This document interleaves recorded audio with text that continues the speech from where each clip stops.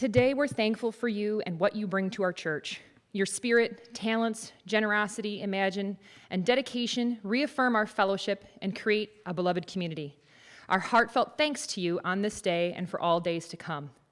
For those who embrace Thanksgiving as a day to honor the gifts of family, friendship, abundance, security, we celebrate with you and join our voices to hold aloft all sacred blessings.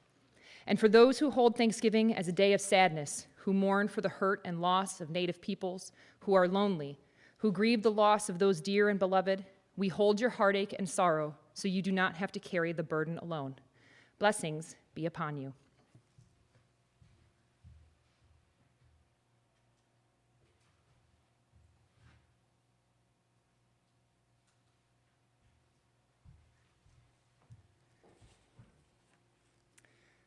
Our opening words are adapted from an article called I Believe in Miracles, a Hanukkah message in a time of a pandemic. Throughout the pandemic, the image often comes to mind of people burning the candle at both ends. Rabbi Jacob Blumenthal says he feels it too. It's hard to keep our inner light of inspiration burning all the time while living through an extended crisis. Yet, we all have done more than we thought we could have ever imagined. Created safe spaces, adapted technology, transformed worship, education, and counseled those who are ill or in crisis. We've made existing resources go far beyond what we could have expected and found new ones to meet changing needs. We have truly worked miracles. It is well known that the preferred method of lighting the Hanukkah lights is to use a shamash, a helper candle, to perform the mitzvah. It's so integral to Jewish practice that the menorah includes a space for 9 candles or wicks, rather than the 8 needed for the mitzvah itself. The rabbinic text of the Talmud asks an interesting question. If one did not have a shamash, say on the last night and your candle's short, can you use one of the actual Hanukkah candles to light another? Of the great debating pairs in the Talmud, they take up the dispute. One says no, and the other says yes. Among the many reasons cited by the Talmud for the first position is that by using one of the actual Hanukkah candles, it weakens the mitzvah. If the candle drips wax, or if the vessel of oil loses a few drops as it kindles a new set of lights, it may diminish the strength or duration of the mitzvah as a whole. The second position is evidently less concerned. Any weakening is barely noticeable, and better to allow for another set of lights to be kindled, thus multiplying the mitzvah. In the past year, Rabbi Blumenthal says he's always been drawn to the latter position. It seemed like the capacity we each have to inspire others should be limitless. But during the pandemic, he notes he's surprised to find himself more sympathetic to the first argument. Supporting or inspiring others does take a little extra energy each time. And as we know from living through this pandemic, all those times add up to a lot. But this Hanukkah, he asks us to take comfort in the essence of the miracle of the oil itself. Hanukkah isn't celebrated because the cruise of sacred oil lasted forever, but that it lasted longer than could ever have been expected. Our own oil can't last forever, and candles do burn down. So how can we make this miracle endure? Find ways to put more into your reservoirs. Make time regularly to step back from efforts. Embrace your spiritual connections. Spend time with family, friends, either virtually or safely in person, and do things that bring joy. Like oxygen masks on an airplane, put yours on first and breathe deeply so you have the capacity to then help others. And we still do need to be the shamash, a helper candle for one another. That is the time when we, communities, families, and congregations are at our best. We can light the way for one another and offer strength, encouragement, and hope in challenging times. It's true, none of us alone has an endless reservoir of energy, but by reaching out to one another, our collective capacity is surely multiplied when we need it most. This is how miracles happen.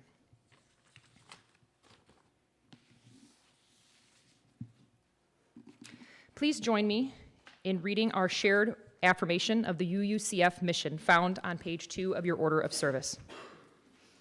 Seek answers everywhere, include everyone, and live with compassion. We here at Uucf bid you welcome. We do not ask what you believe or expect you to think a certain way, but only that you try to live a kindly, helpful life with the dignity proper to a human being. Welcome all who believe that religion is wider than any sect and deeper than any set of opinions. Welcome all who might find in our friendship strength and encouragement for daily living. Good morning and welcome to the Universalist Unitarian Church of Farmington. My name is Elizabeth Knight and I am the board president here. Our minister, Reverend Glenn, is out of the pulpit celebrating Thanksgiving with family out of state. And so I'll be hosting the service today and sharing some words later on in sermon. I'd like to extend a special welcome to any visitors today. After the service, you're welcome to socialize at the back of the meeting house. When indoors, we are observing COVID precautions and wearing masks regardless of vaccination status. And religious education classes are being held in the social hall during the service, and usher can direct you if you need that as well. And due to COVID precautions, we ask that if you have a joy or sorrow to share, you may fill out a blue card, which is in your pew, and provide it to an usher to be read later in the service. Or you can also text me. My number is in the order service on page 2, and then I will read it. Just please include your name in the text in case I don't recognize your number. As we begin our service, we remember that our UU principles begin with our pledge to affirm and promote the inherent worth and dignity of all people. We are a welcoming congregation. We welcome into our community people of all races, sexual orientations, gender identities, and belief systems. Are there any announcements this morning? Please check the order of service for announcements on upcoming services and then also your weekly e-blast. Please rise as you are willing and able for our first hymn, 349, We Gather Together.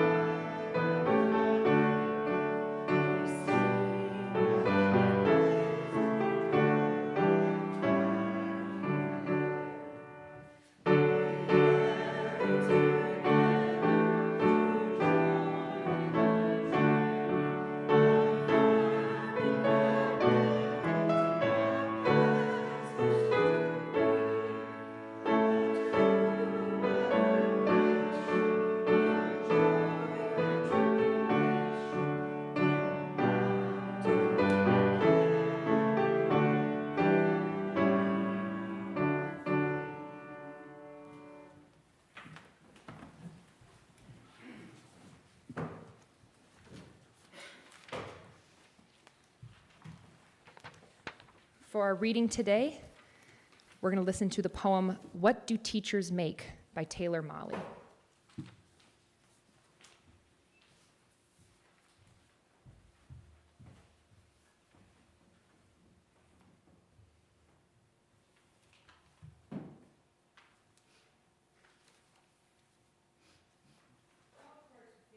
What's a kid going to learn from someone who decided that his best option in life was to become a teacher? I'm sorry. He reminds the other dinner guests that it's true what they say about teachers, those who can do and those who can't teach. I'm sorry. I decide to bite my tongue instead of his. And resist the urge to remind the other dinner guests that it's also true what they say about lawyers, because we're eating after all, and this is supposed to be polite conversation. I mean, you're a teacher, Taylor. Come on, be honest. What do you make? And I wish he hadn't done that. Asked me to be honest. Because you see, I've got this little policy in my classroom about honesty and butt kicking, which is, if you ask for it, then I have to let you have it. You want to know what I make? I make kids work harder than they ever thought they could. I can make a C+ feel like a Congressional Medal of Honor, and I can make an A- feel like a slap in the face. How dare you waste my time with anything less than your very best? I make kids sit through 40 minutes of study hall in absolute. No, you may not work in groups. No, you cannot ask me a question, so put your hand down. Why won't I let you go to the bathroom? Because you're bored, and you don't really have to go to the bathroom, do you? I make parents tremble in fear when I call home at around dinner time. Hi, this is Mr. Molly. Hope I haven't called at a bad time. I just wanted to talk to you about something that your son said today in class. To the biggest bully in the grade, he said, "Hey, why don't you leave that kid alone?" I still cry sometimes, don't you? And that was the noblest act of courage that I have ever seen. I make parents see their children for who they are and who they can be. You want to know what I make? I make kids wonder. I make them question. I make them criticize. I make them apologize and mean it. I make them write, and then I make them read. I make them spell. Definitely beautiful, definitely beautiful, definitely beautiful. Define nightly, beautiful, until they will never misspell either one of those words again. I make them show all their work in math class and then hide it on their final drafts in English. I make them realize that if you've got this, then you follow this. And if somebody ever tries to judge you based on what you make, you give them this. Here, let me break it down for you so you know what I say is true. Teachers make a difference. Now, what about you?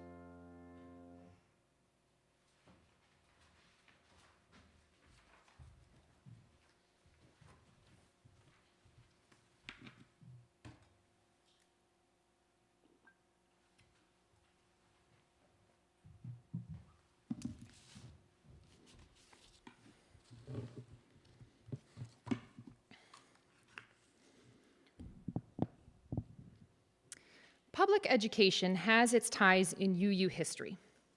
Unitarian Horace Mann, the first Secretary of Education in Massachusetts in 1837, believed that school could be a great equalizer, that public education should be free, universal, non-sectarian, and would allow those without the means or the ability to rise up.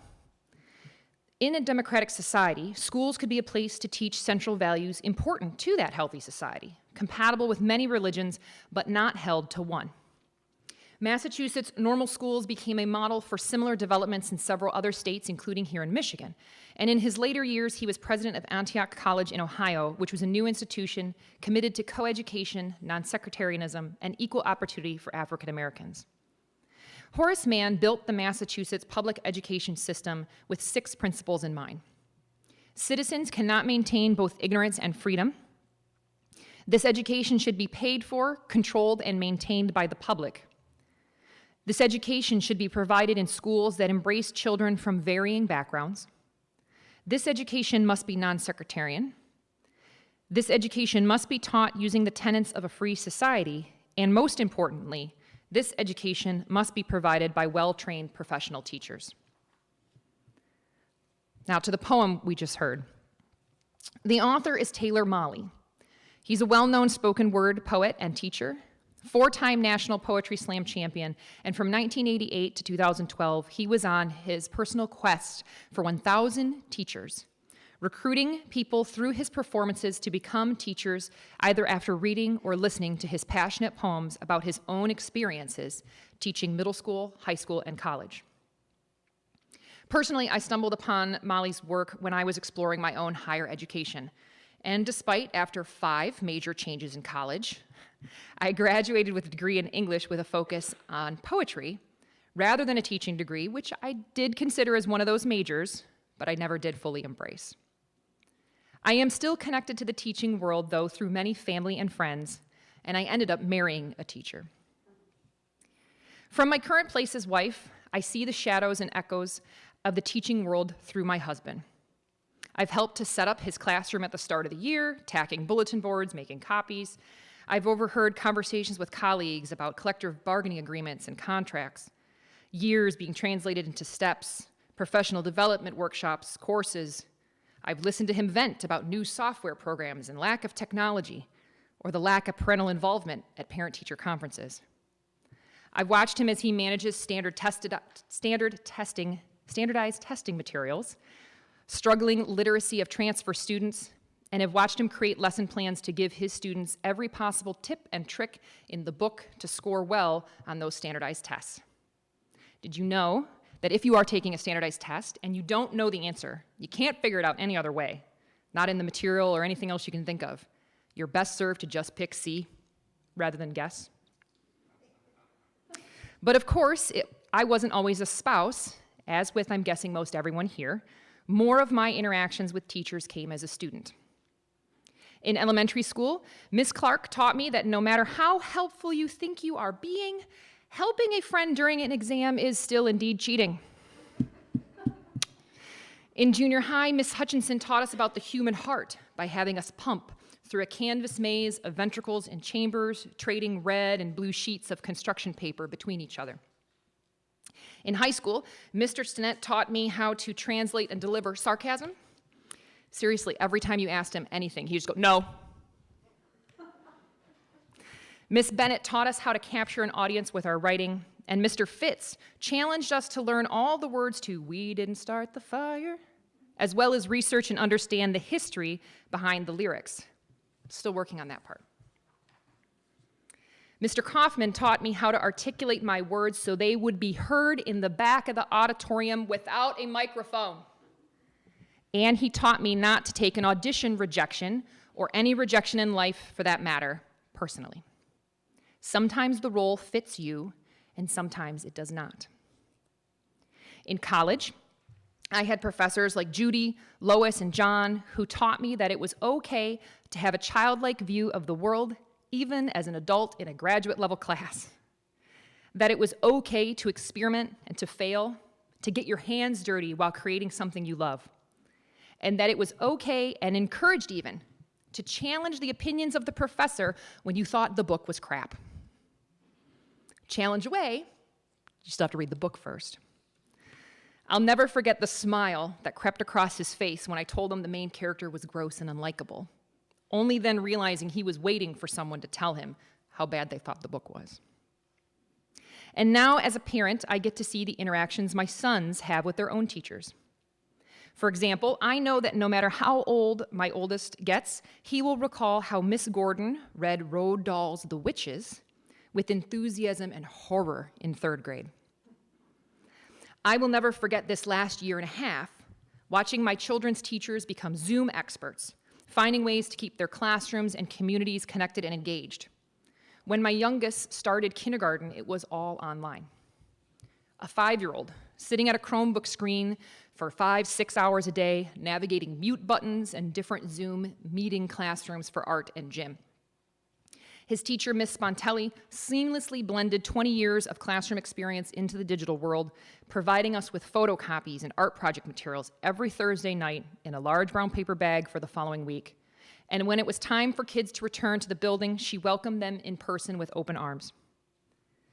But while this pandemic has brought on new stressors, like having to redesign your entire curriculum to meet an online structure, or asking teachers to supply and clean classrooms every day, often between classes, or then having to bounce back and forth between person and virtual learning, sometimes at the same time, with kids physically sitting in the classroom and other ones at home on the screen. Teaching is often a profession that goes underappreciated and overlooked. So with all the stresses that teachers face, especially this year, why teach? Perhaps that teacher wanted to make a difference. Perhaps that teacher really enjoys the subject they are teaching.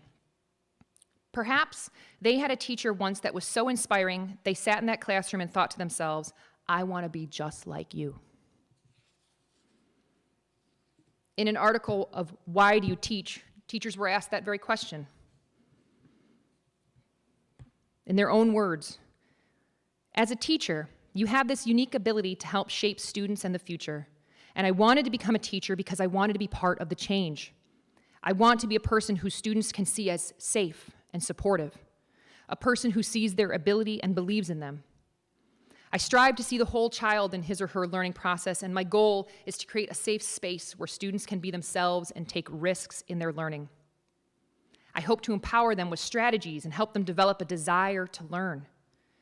It is humbling to watch students grow and transform. They truly show you what is possible with determination and the right support. From watching my husband on his journey, it is indeed often about the intrinsic rewards of passing on knowledge and hoping you've left the world a little better than you found it.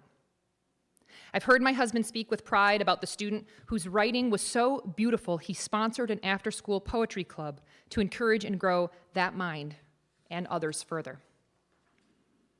I've heard my husband speak from a place of love about the student who struggled in class every day with the material, but was the first to defend and protect any one of the disabled students from his peers. In that same vein, just this week, his school made it to the high school football finals for the first time. And as we left, he talked even in the car about how proud he was of the kids because he knew the number of kids who were struggling academically to even be on the field. I've seen my husband bound with excitement, knowing he was finally through lessons he'd been told he had to teach, and that the next term would bring him to his favorite lessons, akin to more of that of a philosophy professor, the time of year where he'd be a little bit more free to challenge his students' thinking with topics like, what is the difference between a freedom fighter and a terrorist? Or the everlasting trolley problem of ethics and psychology, knowing that no one had ever thought to even push his students to think in those ways, instead of letting the obstacle of their lower level literacy define their intelligence. But what happens when the intrinsic rewards start to slip away? When there's no resources to start after-school clubs or support electives to encourage philosophical or creative thought? When teachers are pressured to teach to a test instead of encouraging students to take risks in their learning? When exhausted parents stop engaging with teachers, don't participate in their child's learning, yet instead bark out emails and voicemails about what the teacher did wrong? When the expectations for the role of teacher now encompass school nurse, school supply purchaser, COVID custodian, Zoom IT support, and content creator, what other profession can you think of in society where we expect an individual to wear so many hats, yet often reward with so little? Under state law in Michigan, school budgets have to be made transparent and available to the public so taxpayers can see where their dollars are going. Yet critics of teachers' wages like to point out things like, well, you get summers off. But then they don't see those same teachers lesson planning and researching all summer, or spending up till 10 p.m. grading papers on weeknights. Teaching is a rewarding profession, made stressful by overreaching responsibilities and constant public scrutiny. And perhaps that's why there's a teacher shortage today. If you were ever a teacher in your career, or you're a teacher teaching currently, I ask you to please stand if you're willing.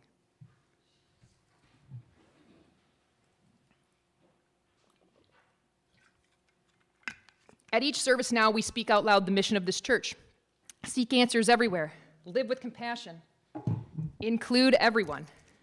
And isn't that what teachers encourage? Isn't that what they do each day? Not only do the people you just saw standing here today embrace that mission in the work they do here with our congregation, they also carry it with them during their professional lives, Monday through Friday.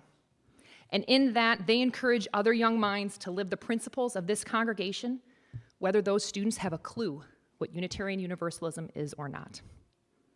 So let us give these folks a round of applause and gratitude for the hard work that they do.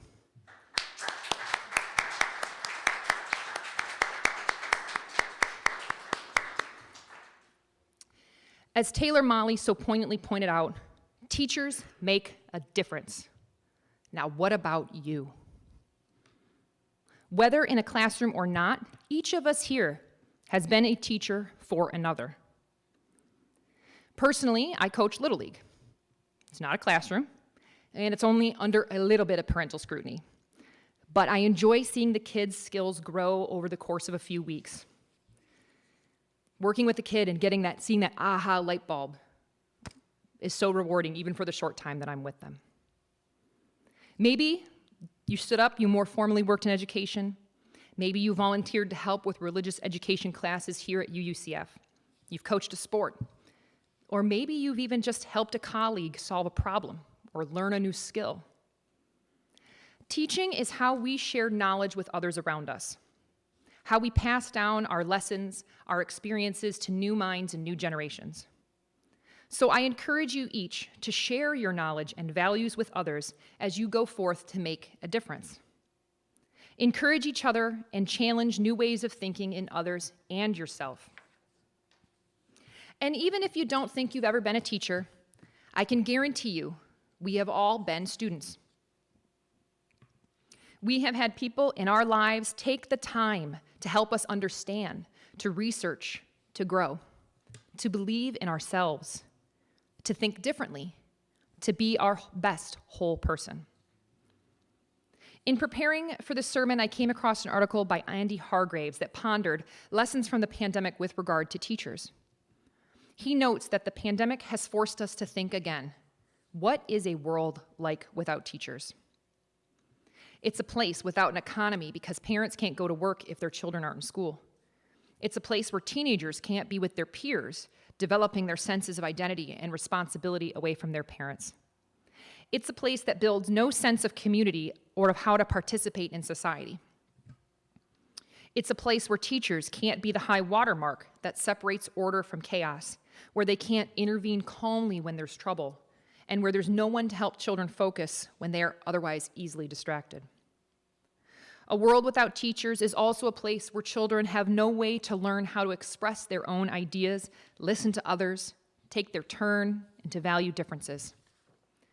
Teachers ignite new interests, show you the difference between your first effort and your best effort, and help you achieve things you would have never thought possible if you had been left to yourself. Teachers help young people learn about racism, prejudice, climate change, and the Holocaust, even and especially when youngsters' parents don't. A world without teachers is a world deprived of learning and with a lot less love. Appreciate your children's teachers and reflect back on the teachers who made a difference for you. With those words, I think Horace Mann would be proud of the work today's teachers and educators do to help mold our youth into independent thinking, respectful, healthy members of society. I invite you now into a moment of silence to reflect on those people who taught through your life, and perhaps to later, during joys and sorrows, share a moment of gratitude with us, or even as you go forth, share that gratitude with that person directly. Reach out to them. Tell them what they mean to you, because they are appreciated and loved.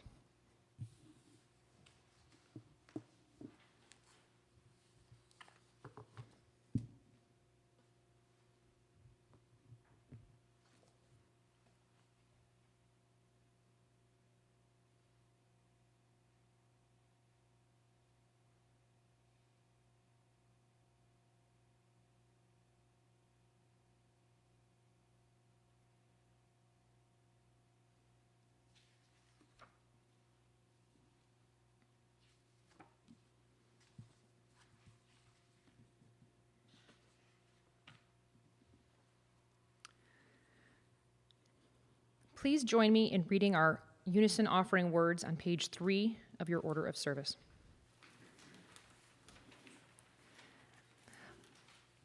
Our contributions help to support the mission and vision of our beloved community. The projects and people who are served reside among us as brothers and sisters in one human family.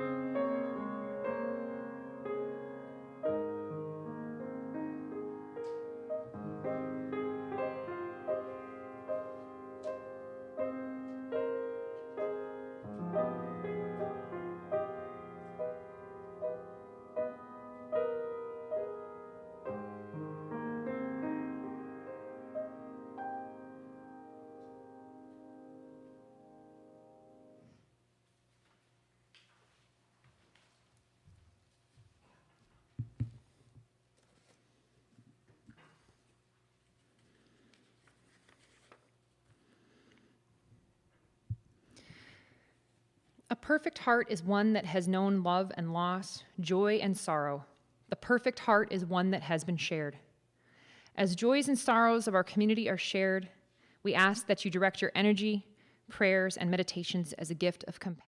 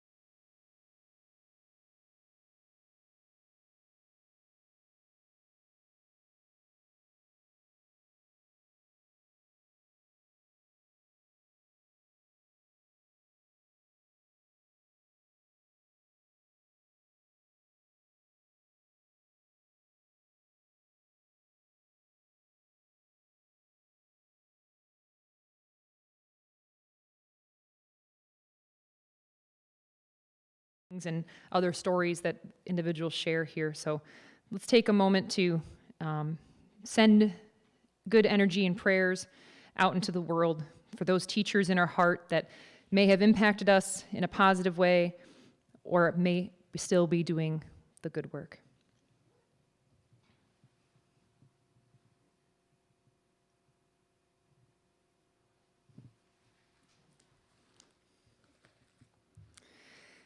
Please rise as you are willing and able to join us in the closing hymn, number 21, For the Beauty of the Earth.